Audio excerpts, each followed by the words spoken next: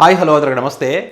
జూబ్లీహిల్స్ ఉప ఎన్నిక మరి కొన్ని గంటల్లో పోలింగ్ ప్రారంభమవుతున్నటువంటి క్రమంలో ఇక అన్ని పార్టీలు కూడా అన్ని అస్త్రాలను బయటికి తీస్తున్నటువంటి పరిస్థితి. ప్రతి పార్టీ కూడా సర్వేలన్నీ మాకే అనుకూలంగా ఉన్నాయి, మేమే గెలుస్తాం అని చెప్పి నమ్మకంతో ఉన్నప్పటికీ ఫైనల్గా ప్రజల తీర్పు ఎట్లా ఉంటుంది ఏంటి అన్నది చూడాల్సింది.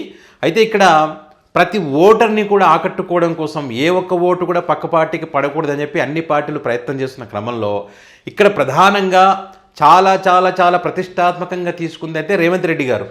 ఎందుకో అంత ప్రతిష్టాత్మకంగా తీసుకున్నారంటే ఇప్పుడు పొలిటికల్ సర్కిల్లో జరుగుతున్నటువంటి చర్చ ఏంటి, ఈ ఉప ఎన్నిక కనుక ఓడిపోతే రేవంత్ రెడ్డి గారికి సీఎం పీఠం పోతుందనేటువంటి ఒక చర్చ ఉంది. అది ఎంతవరకు నిజమో ఏంటనే విషయం పక్కన పెడితే కనుక రేవంత్ రెడ్డి గారు మాత్రం గట్టిగానే ప్రయత్నం చేస్తూ ఉన్నారు. ఈ క్రమంలో ఇప్పుడు అన్ని అస్త్రాలు బయటికి తీస్తారు. ఇప్పుడు చివరిగా వైఎస్ రాజశేఖర రెడ్డి గారికి సంబంధించి కానీ జగన్మోహన్ రెడ్డి గారి సపోర్టర్స్ కానీ వీరి ఓట్లను ఆకట్టుకోవడం కోసం అని చెప్పి కన్నేసి కొన్ని కీలకమైనటువంటి కామెంట్స్ కూడా రేవంత్ రెడ్డి గారు చేయడం జరిగింది. సో ఇప్పటికే టీడీపీ పార్టీకి సంబంధించినటువంటి కొంతమంది ఓటర్స్ సపోర్ట్ చేస్తూ ఉన్నారు.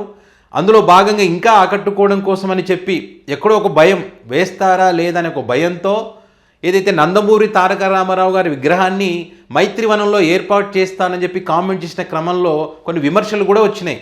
నందమూరి తారక రామారావు గారి మీద ప్రేమ ఉంటే మరి ఎన్నికల సందర్భంలో కాకుండా అంతకు ముందే విగ్రహం ఏర్పాటు చేస్తానని చెప్పొచ్చు కదా. కరెక్ట్ ఎన్నికల సందర్భంలోనే ఎందుకు చెప్పారు అంటే ఆయన మీద ప్రేమ లేదు, మీరు ఎన్నికలు గెలవడం కోసం మీ స్వార్థం కోసం కామెంట్ చేస్తారనే విమర్శలు వచ్చినాయి. పైగా విగ్రహాన్ని ఏర్పాటు చేస్తే ఎవడు అడ్డుపడతాడో చూస్తా అనేటువంటి కామెంట్స్ కూడా కామన్ పీపుల్స్ విమర్శలు వచ్చినాయి. ప్రజల సొమ్ముతో విగ్రహాలు ఏర్పాటు చేస్తూ ఎవడడ్డొస్తాడో చూస్తా అనేటువంటి మాటను ఒక ముఖ్యమంత్రిగా మీరు ఎట్లా మాట్లాడతారు సార్ అనేటువంటి విమర్శలు కూడా మనం చూసాం.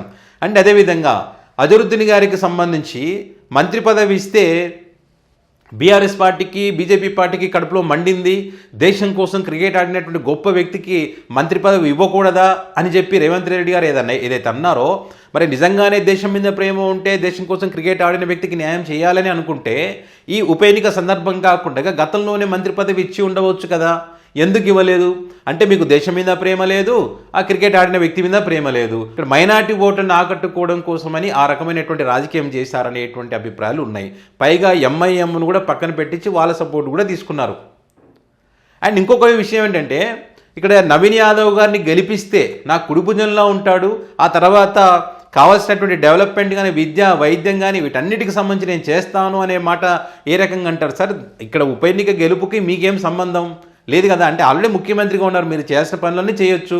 నవీన్ యాదవ్ గెలిచినంత మాత్రాన గెలిచినా ఓడినా ఆ పనులు చేయడానికి ఏం అడ్డు కాదు కదా. అంటే బహుశా ఇప్పుడు పొలిటికల్ సర్కిల్లో ఏదైతే చర్చ ఉందో ఈ ఉప ఎన్నిక ఓడిపోతే రేవంత్ రెడ్డి గారి సీఎం పదవి పోతుంది కాబట్టి ఆ ఉద్దేశంతో ఏమైనా అన్నారా? సో మరి ఓడిపోతే పదవి ఉండదు కాబట్టి పనులు చేయలేను కాబట్టి అనే ఉద్దేశంతో అన్నారా అనేటువంటి అభిప్రాయాలు కూడా గట్టిగా వినిపిస్తూ ఉన్నాయి. సో ఇట్లా అన్ని రకాలుగా విమర్శలు వస్తున్నటువంటి క్రమంలో ఇక్కడ వైఎస్ రాజశేఖర రెడ్డి గారికి సంబంధించి కానీ వైఎస్ జగన్మోహన్ రెడ్డి గారికి సంబంధించి సపోర్టర్స్ ఎవరైతే ఉంటారో వారి ఆ ఓట్లను ఆకట్టుకోవడం కోసం అని చెప్పి కొన్ని కామెంట్ చేశారు. ఎందుకంటే కొన్ని సర్వేలలో 10 to 15% వారి ఓటింగ్ ఉండొచ్చుది కీలకంగా మారేటువంటి అవకాశం ఉంటుంది. తెలంగాణలో ఉండి వైఎస్ జగన్ గారిని అభిమానించే వాళ్ళు ఉంటారు. ఇప్పుడు కాంగ్రెస్ పార్టీకి జగన్మోహన్ రెడ్డి యాంటీ అనే ఆలోచనలో ఉన్నారు, ఎందుకంటే కాంగ్రెస్ పార్టీ ఇబ్బంది పెట్టింది కాబట్టి. సో అలాంటి క్రమంలో బీఆర్ఎస్ పార్టీకి ఓట్లు వేస్తారని చెప్పి మొదటి నుంచి కూడా జగన్ గారికి కేసీఆర్ గారికి మంచి అనుబంధం ఉన్నటువంటి క్రమంలో ఖచ్చితంగా ఆ సపోర్టర్లందరూ కూడా బీఆర్ఎస్ పార్టీ వైపు ఓటు వేసే అవకాశం ఉంటుంది.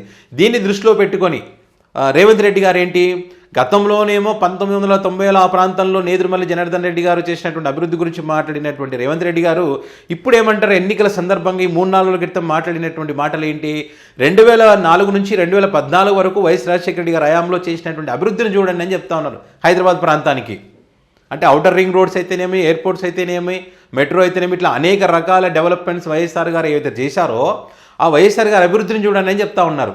అంటే ఇదే అంశాన్ని బీఆర్ఎస్ పార్టీ ఇదే చెప్తా ఉంది. మా తాతలు నేతులు తాగారు, మా మూతులు నాకండి అన్న చంద్రంగా రేవంత్ రెడ్డి గారు చెప్తా ఉన్నారు. ఇక్కడ వాళ్ళ మీద ప్రేమ కాదు, ఎన్నికల లబ్ధి పొందడం కోసం అని చెప్పి ఇన్ని రోజులు లేనటువంటి ప్రేమ గతంలో రాజశేఖర రెడ్డి గారు ముఖ్యమంత్రిగా ఉన్నప్పుడు ఎంత దారుణంగా తిట్టాడు, ఎంత దారుణంగా మాట్లాడే మనం చూసాము. అసలు వైఎస్ రాజశేఖర రెడ్డి గారి అభివృద్ధి గురించి ఈయన చెప్పాల్సిన హక్కే ఈయనకి లేదు. పైగా ఏమంటాడు, ఈ 10 సంవత్సరాల కాలంలో నరేంద్ర మోదీ గారితో కలిసి బీఆర్ఎస్ పార్టీ హైదరాబాద్ ఈ ప్రాంతాన్ని తెలంగాణ ప్రాంతాన్ని విధ్వంసం చేసిందనేది అయితే చెప్తా ఉన్నారో ఈ విధ్వంసం ఎలాంటి విధ్వంసం ఇది మీరు చెప్పండి. వైఎస్ రాజశేఖర రెడ్డి గారి హయాంలో చేసినటువంటి అభివృద్ధి గురించి పక్కన పెట్టండి, ఆయన అభివృద్ధిని మేము కూడా కొనసాగించాం. కానీ మీరు చేసింది ఏంటి? 2 సంవత్సరాల్లో మీరు చేసినటువంటి డెవలప్మెంట్, మేము చేసిన విధ్వంసం ఏంటి, మీరు చేసిన డెవలప్మెంట్స్ ఏంటి, ఫేస్ టు ఫేస్ కూర్చొని ఇద్దరం మాట్లాడుకుందాం, ఈ సవాల్ మీకు ఓకేనా అని చెప్పి ఇటు బీఆర్ఎస్ పార్టీ కూడా గట్టిగానే సవాలు విసిరినటువంటి పరిస్థితి. అంటే ఇక్కడ రేవంత్ రెడ్డి గారు చేసింది ఏమీ లేదు, జూబ్లీ హిల్స్కి చేసింది ఏమీ లేదు, మొత్తానికి రాష్ట్రం మొత్తంలో 2 సంవత్సరాల కాలంలో అనుకున్నంత స్థాయిలో ఆయన చేయలేదనేటువంటి విమర్శలు ఎక్కువగా ఉన్నాయి. అతి ముఖ్యంగా హైదరాబాద్కి సంబంధించి హైడ్రా పేరుతో మరి పేదల ఇల్లు కూల్చేశారు, ఇల్లు కూలాయి కానీ ఈఎంఐలు కట్టుకునే పరిస్థితి వచ్చింది మాకు అని చెప్పి కన్నీళ్లు పెట్టుకున్నటువంటి అనేక అంశాలను కూడా మనం చూస్తూ ఉన్నాం. సో ఇంత చేశాడు హైదరాబాద్ ప్రాంతంలో ఉన్నటువంటి వాళ్ళకు. ఏ రకంగా మిమ్మల్ని గెలిపిస్తారు? ప్రజలు మా వైపే ఉన్నారు. సో ఈ క్రమంలో మీరు ఓడిపోతారనే ఉద్దేశంతో గతంలో ఎవరినైతే తిట్టారో వాళ్ళ మీద ప్రేమను నటిస్తున్నారు. ఇప్పుడు కూడా అదే రకంగా వైఎస్ఆర్ గారి సపోర్టర్స్ని కానీ జగన్మోహన్ రెడ్డి గారి సపోర్టర్స్ని కానీ వాళ్ళు ఆకట్టుకునే ప్రయత్నం చేస్తూ ఉన్నారు. సో వాళ్ళు కూడా ఆలోచిస్తారు, ఆలోచించి ఎవరికి ఓటు వేయలేదనేది వాళ్ళకి తెలుసు అనేటువంటి అభిప్రాయాలను బీఆర్ఎస్ పార్టీ వైపు నుంచి వినిపిస్తూ ఉన్నాయి. మరి చూడాలి ఇక్కడ వైఎస్ఆర్ అభిమానులు కానీ జగన్మోహన్ రెడ్డి గారి అభిమానులు కానీ బీఆర్ఎస్ వైపు ఉంటారా, కాంగ్రెస్ వైపు ఉంటారా, వాళ్ళే తెలుసుకోవాలి. సో ఏదేమైనా కూడా అన్ని పార్టీలు మేమే గెలుస్తామని నమ్మకంతో ఉన్నాయి. ఎవరినంతా నమ్మకం పెట్టుకున్నా, ఎవరి సర్వేలు మాకు అనుకూలమని చెప్పినప్పటికీ కూడా రేపైతే ఎన్నిక జరగబోతా ఉంది. మరి ఓటర్ ఎటువైపు ఓటేస్తారనేది 14వ తారీఖున తేలుతుంది. సో మరి ఈ అంశానికి సంబంధించి మీ అభిప్రాయాన్ని కామెంట్ రూపంలో పెట్టగలరు. Thank you.